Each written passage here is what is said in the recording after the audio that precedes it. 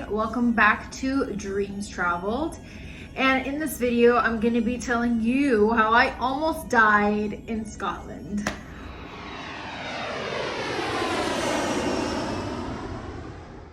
When I arrived, I settled into my hostel, decided to walk to Dean's Village, which... Sorry to cut you off, sis, but it was only a 10-minute walk from the heart of Edinburgh.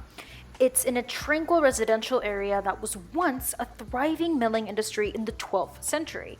I was able to walk along the water of Leith and enjoy some peace and quiet from the surrounding nature. I loved Dean's Village so much because it was the experience I needed and wanted to see when visiting Scotland.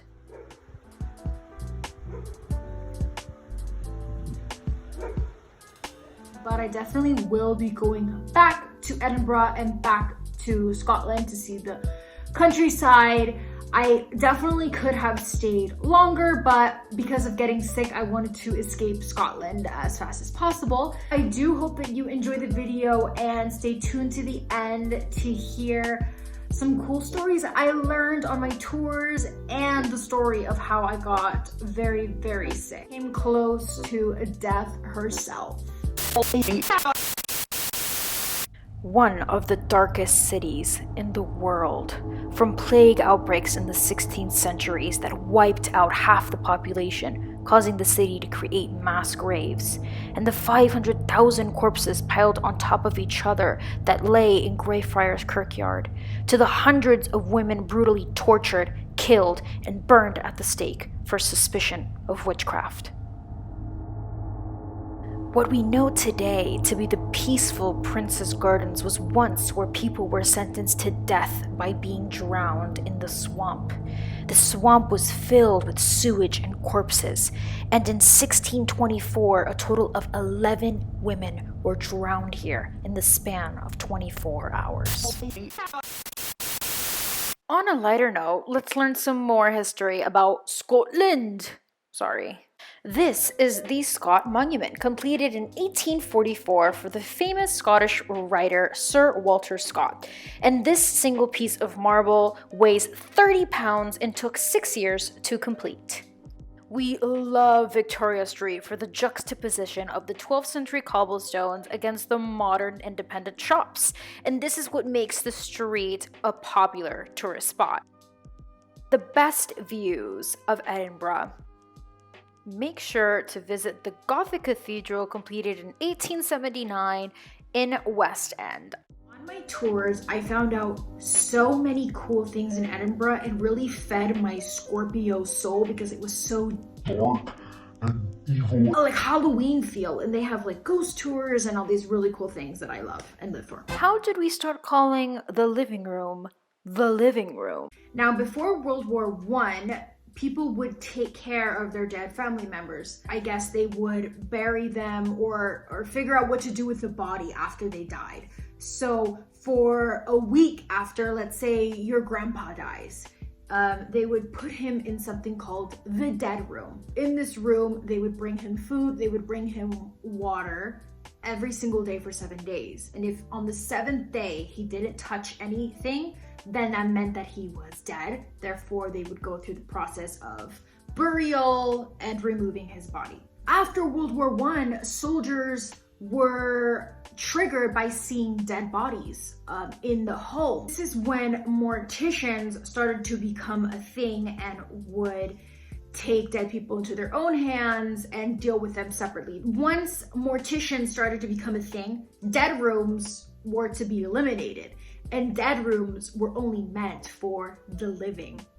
No more dead rooms, now we have living rooms for the living. That's where the word living room comes from. How cool is that? Obsessed, I love that. Where does the graveyard shift term come from? The morticians needed bodies. They needed dead people to do research on and, to learn from. And they would pay citizens, I think, £7 if they brought a dead body to them. Then it started to become a thing when citizens would go to cemeteries, dig up freshly buried bodies, and bring it to the mortician. The morticians never asked where the bodies came from. Now, if your family member died, you either had two options. If you had money, you would buy this cage, almost cage-like thing for your dead family member to be put in, right? For 7 days, they would put your dead family member buried under the ground under this cage so that no one else would dig up your family member's body and sell it.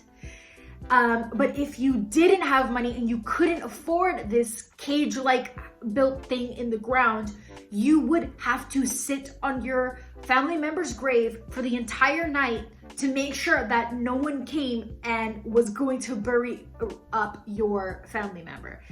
Graveyard shift. How cool! So after my first full day in Edinburgh, I decided to have dinner. Now, in Budapest, I made myself some pesto pasta and I put it in my container. It sat out for probably like 12 hours, and when I arrived in Edinburgh, I put it in the fridge. And then later that day, I reheated it up and ate it. After I had the dinner, my stomach was feeling really weird. The next morning I wake up and I'm supposed to go to a tour. And I do not want to get out of bed. But I told myself, Kalia, you're gonna get out of bed, you're gonna go on this tour, you're gonna be fine. And I did listen to myself. So I got up, I put my shorts and my tank top on because it was July. And I go on this tour and it's freezing outside. How is it freezing in July in Edinburgh? I then realized that the UK is just always cold. And I stuck on the tour for like an hour and a half, walking everywhere when I could barely stand. I felt so sick. But I still did it. I don't regret it because I found out a bunch of cool things that I didn't know. So immediately after the tour, I came back to my hostel. I put my pajamas on and I got back in that bed. And when I was in the bed, I was shaking from freezing. I basically slept the entire day. The entire rest of the day, I just slept. I could not open my eyes. I was so sick in bed. I couldn't move. I couldn't hold anything down. I refused to eat. The pesto pasta from Budapest gave me food poisoning in Edinburgh. I'm not even exaggerating, and I don't know why I'm smiling, but now it's funny, but then it was like really scary. On the fourth night, I woke up, I went to use the bathroom and I looked at myself in the mirror and I literally couldn't even, I didn't even know who I was looking at in the mirror. I was super pale. I was tired, no emotion, nothing in my face. It was like looking at a dead person. So when I saw that, I knew that the next day I would have to contact doctors. I did not have shortness of breath. I didn't have the COVID symptoms, but I definitely had all food poisoning symptoms. I called every doctor in Edinburgh and they all said, you need a private doctor. And I was like, well, I'm not Scottish, so I don't live here. I don't have a private doctor. It was a time when Corona was at its peak and hospitals were closed because it was COVID.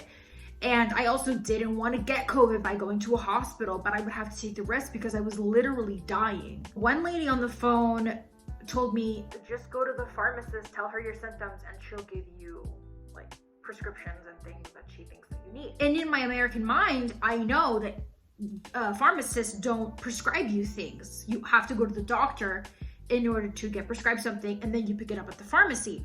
But in the UK, it's completely different. I went to the pharmacy and I told the lady, I have vomit out the ass, vomit out the mouth. My stomach hurt so badly. I know I got food poisoning. She was a literal angel.